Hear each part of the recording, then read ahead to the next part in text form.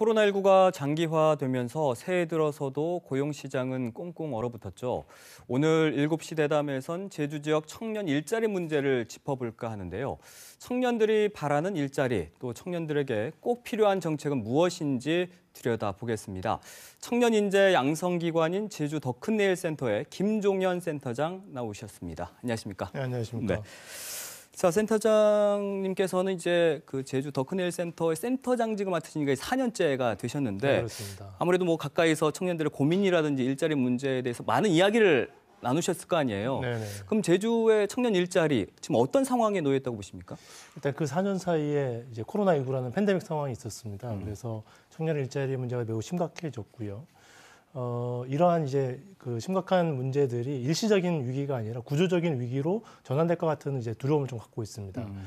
4차 산업혁명 이후에 일자리 구조가 많이 변화되고 그다음에 일자리가 양극화되면서 청년 일자리 문제가 심각한데요.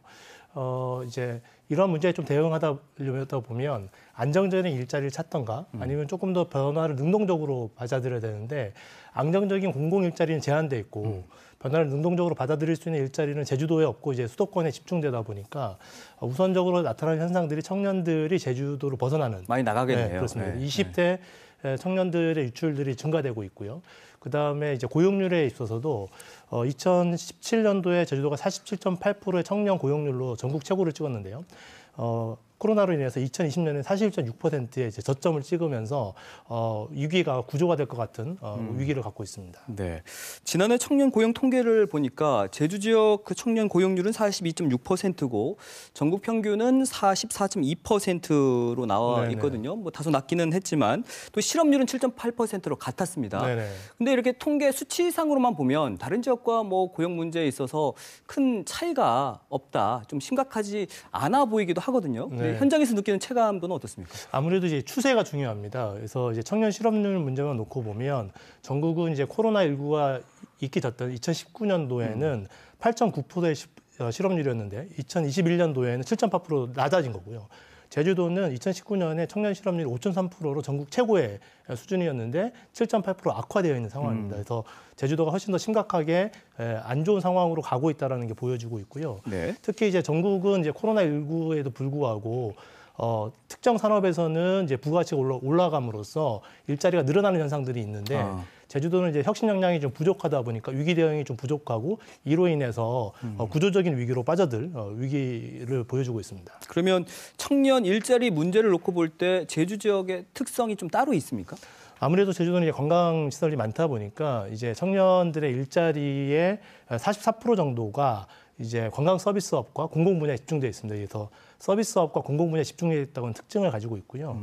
이 영역들이 아무래도 진입 장벽이 좀 낮고 일자리 질이 안 좋고 이제 경기 변동이 좀 취약한 구조를 갖고 있습니다. 그래서 매우 약한 구조의 일자리 구조를 가지고 있다라고 보시면 될 것 같습니다. 뭐 코로나19 이야기를 안 할 수가 없는데 코로나19가 장기화되면서 아무래도 청년 일자리 문제에서도 많은 변화가 있죠. 네, 앞서도 이제 추세상으로 제주도가 조금 더 어렵다고 말씀드렸는데요.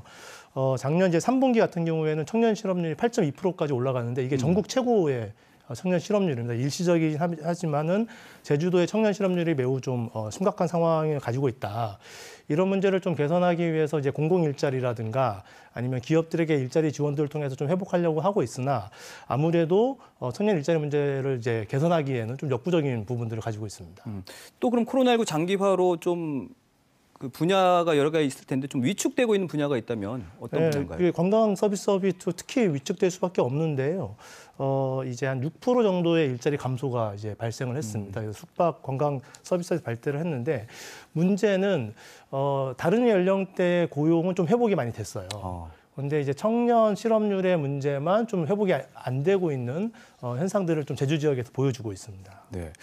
또 청년들이 선호하는 그런 일자리들이 많이 좀 바뀌었을 것 같아요. 네. 코로나19로 인해서. 네, 아무래도 이제 디지털 전환에 대한 얘기들이 많이 나오지 않습니까? 그래서 청년들이 소프트웨어 개발자에 대한 이제 진출이라든가 아니면 인터넷을 이용한 마케팅 아니면 기획자 이런 것들의 이제 니즈들이 많이 증가되고 있고요.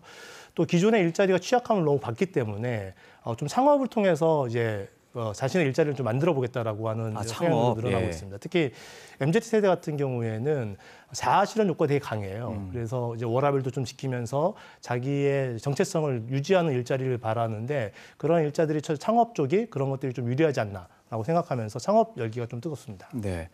자, 코로나19라는 지금 터널을 지나고 있는 지금 또 혹은 코로나19가 끝나서 이제 포스트 코로나 시대가 왔을 때 뭐 지역 경제는 사실 이전과는 전혀 다른 양상을 맞습니다. 볼 수밖에 없을 것 같은데 네. 그렇다면 뭐 정부라든지 자치단체의 어떤 청년 일자리 정책 이런 것도 좀 바뀌어야 되지 않겠습니까? 일단 기존에는 이제 산업과 기업을 중심으로 일자리 정책을 펼쳤는데요.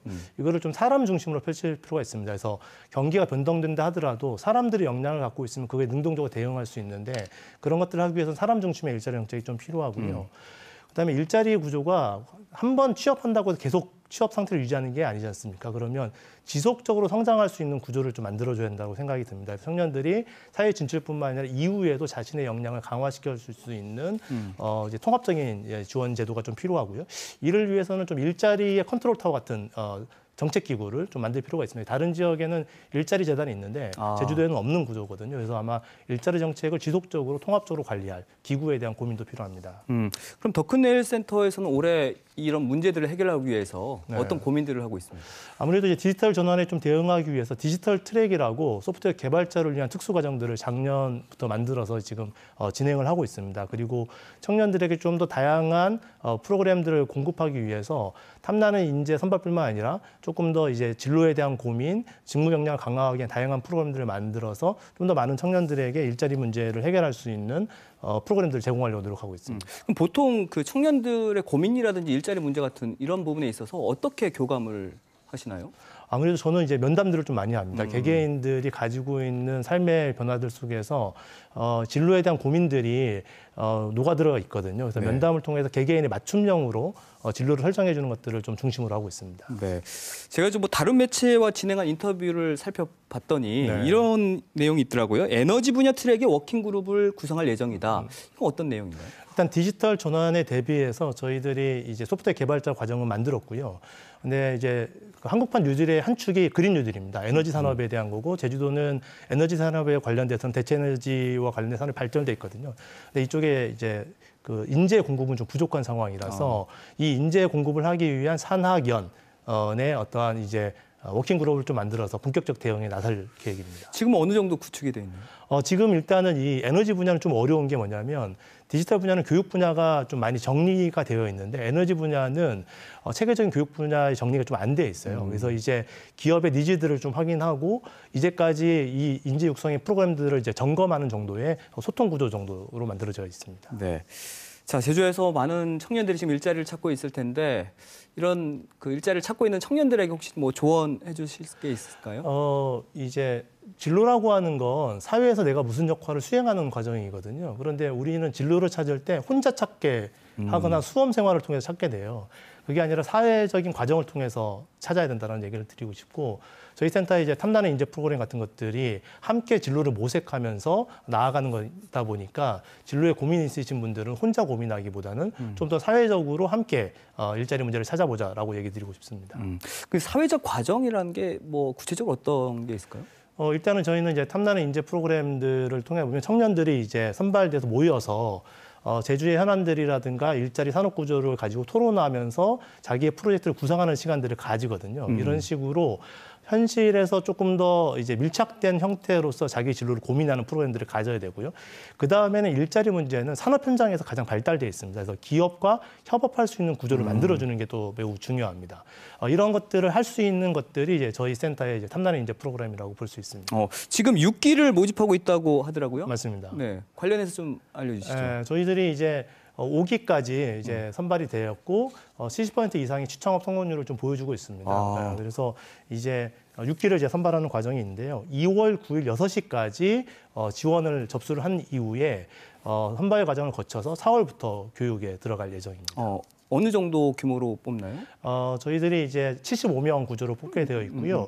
그중에 일반 분야는 60명, 그다음에 디지털 분야는 15명 나눠져서 선발을 하고 있습니다. 네, 알겠습니다. 일자리를 찾고 있는 제주의 청년들이 또 이 탐나는 인재 지금 6기를 모집하고 있다고 하니까 여기에도 많은 관심을 좀 보여줬으면 좋겠습니다. 오늘 말씀 여기까지 듣겠습니다. 고맙습니다. 네, 감사합니다. 네.